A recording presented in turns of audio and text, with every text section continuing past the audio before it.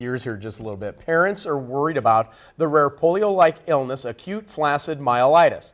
It's paralyzing children literally across the country. And some are accusing the Centers for Disease Control and Prevention of underreporting those deaths and hiding information from the public. CNN's Elizabeth Cohen spoke with a family who lost their son after his battle with the illness.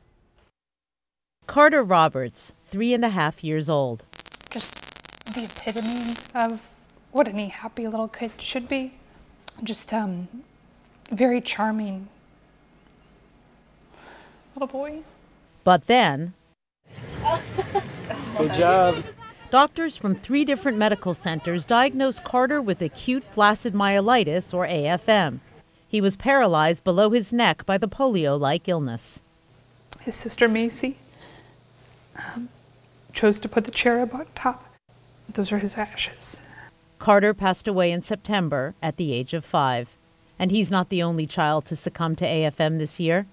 At least one other, 6-year-old Alex Bustamante, lost his battle with AFM in May.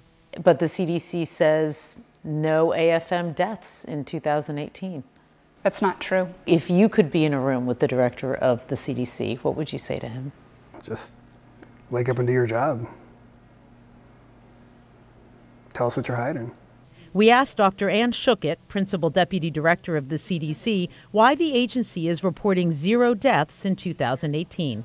These parents want to know, why haven't these deaths been recognized by the CDC?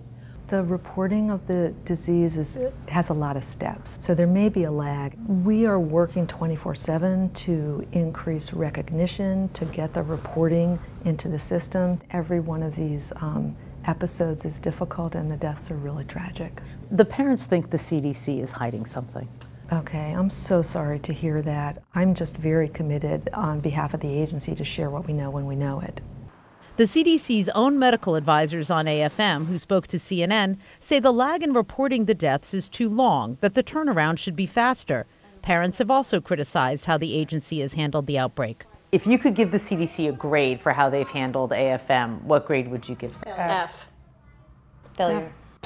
Carter's family worries. How will the CDC learn from these deaths if they don't recognize them? I'd hate to think that there would be another parent crying their eyes out because their child's in an urn. Now they're left to remember their son, who had just started kindergarten when he died. He was super smart. And I think his backpack is probably the hardest thing to see. They hope that his death will be recognized and make a difference. Elizabeth Cohen, CNN, Moseley, Virginia. Sorry, I can't even. Wow, I'm guessing much more to follow on this story as news becomes available. Our hearts go out to all those Absolutely families. true. Unbelievable. Absolutely true.